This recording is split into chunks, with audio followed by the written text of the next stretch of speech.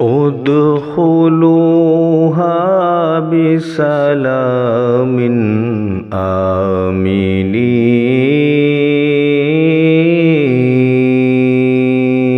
تین جانثاروں کی وفات۔ اس سال حضرات صحابہ اکرام میں سے تین نہایت ہی شاندار اور جانثار حضرات نے وفات پائی، جو در حقیقت اسلام کے سچے جانثار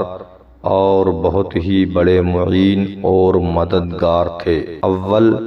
حضرت کلثوم بن ہدم رضی اللہ تعالی عنہ، یہ وہ خوش نصیب مدینہ کے رہنے والے انصاری ہیں کہ حضور اقدس صلی اللہ علیہ وسلم جب ہجرت فرما کر قباء میں تشریف لائے تو سب سے پہلے انہی کے مکان کو شرف نزول بخشا، اور بڑے بڑے مہاجرین صحابہ بھی انہی کے مکان میں ٹھہرے تھے، اور انہوں نے دونوں عالم کے میزبان کو اپنے گھر میں مہمان بنا کر ایسی میزبانی اور مہمان نوازی کی کہ قیامت تک تاریخ رسالت کے صفحات پر ان کا نام نامی ستاروں کی طرح چمکتا رہے گا۔ دوم حضرت برا بن معرور انصاری رضی اللہ تعالی عنہ، یہ وہ شخص ہیں کہ بیعت عقبہ ثانیہ میں سب سے پہلے حضور اقدس صلی اللہ علیہ وسلم کے دست حق پرست پر بیعت کی، اور یہ اپنے قبیلہ خزرج کے نقیبوں میں تھے۔ سوم حضرت اسعد بن زرارہ انصاری رضی اللہ تعالی عنہ، یہ بیعت عقبہ اولا اور بیعت عقبہ ثانیہ کی دونوں بیعتوں میں شامل رہے، اور یہ پہلے وہ شخص ہیں جنہوں نے مدینہ میں اسلام کا ڈنکا بجایا اور ہر گھر میں اسلام کا پیغام پہنچایا۔ جب مذکورہ بالا تینوں معززین صحابہ نے وفات پائی تو منافقین اور یہودیوں نے اس کی خوشی منائی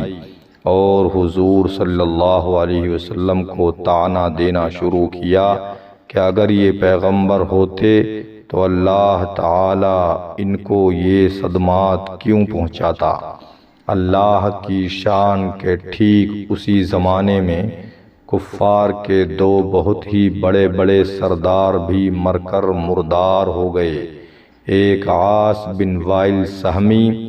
جو حضرت عمرو بن عاص صحابی رضی اللہ تعالی عنہ فاتح مصر کا باپ تھا، دوسرا ولید بن مغیرہ جو حضرت خالد سیف اللہ صحابی رضی اللہ تعالی عنہ کا باپ تھا۔ روایت ہے کہ ولید بن مغیرہ جاں کنی کے وقت بہت زیادہ بے چین ہو کر تڑپنے اور بے قرار ہو کر رونے لگا اور فریاد کرنے لگا تو ابو جہل نے پوچھا کہ چچا جان، آخر آپ کی بے قراری اور اس گریہ وزاری کی کیا وجہ ہے؟ تو ولید بن مغیرہ بولا کہ میرے بھتیجے، میں اس لیے اتنی بے قراری سے رو رہا ہوں کہ مجھے اب یہ ڈر ہے کہ میرے بعد مکہ میں محمد صلی اللہ علیہ وسلم کا دین پھیل جائے گا۔ یہ سن کر ابو سفیان نے تسلی دی اور کہا کہ چچا، آپ ہرگز اس کا غم نہ کریں، میں ضامن ہوتا ہوں کہ میں دین اسلام کو مکہ میں نہیں پھیلنے دوں گا۔ چنانچہ ابو سفیان اپنے اس عہد پر اس طرح قائم رہے کہ مکہ فتح ہونے تک وہ برابر اسلام کے خلاف جنگ کرتے رہے، مگر فتح مکہ کے دن ابو سفیان نے اسلام قبول کر لیا اور پھر ایسے صادق الاسلام بن گئے کہ اسلام کی نصرت و حمایت کے لیے زندگی بھر جہاد کرتے رہے، اور انہی جہادوں میں کفار کے تیروں سے ان کی آنکھیں زخمی ہو گئیں اور روشنی جاتی رہی۔ یہی وہ حضرت ابو سفیان رضی اللہ تعالی عنہ ہیں جن کے سپوت بیٹے حضرت امیر معاویہ رضی اللہ تعالی عنہ ہیں۔ اسی سال سن 1 ہجری میں حضرت عبداللہ بن زبیر رضی اللہ تعالی عنہ کی ولادت ہوئی۔ ہجرت کے بعد مہاجرین کے یہاں سب سے پہلا بچہ جو پیدا ہوا وہ یہی حضرت عبداللہ بن زبیر رضی اللہ تعالی عنہ ہیں۔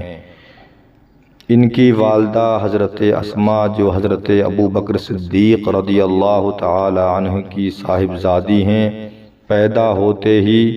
ان کو لے کر بارگاہ رسالت میں حاضر ہوئیں۔ حضور سید عالم صلی اللہ علیہ وسلم نے ان کو اپنی گود میں بٹھا کر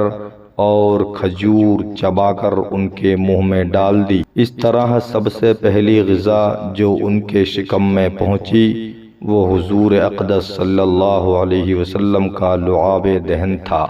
حضرت عبداللہ بن زبیر رضی اللہ تعالی عنہما کی پیدائش سے مسلمانوں کو بے حد خوشی ہوئی، اس لیے کہ مدینہ کے یہودی کہا کرتے تھے کہ ہم لوگوں نے مہاجرین پر ایسا جادو کر دیا ہے کہ ان لوگوں کے یہاں کوئی بچہ پیدا ہی نہیں ہوگا۔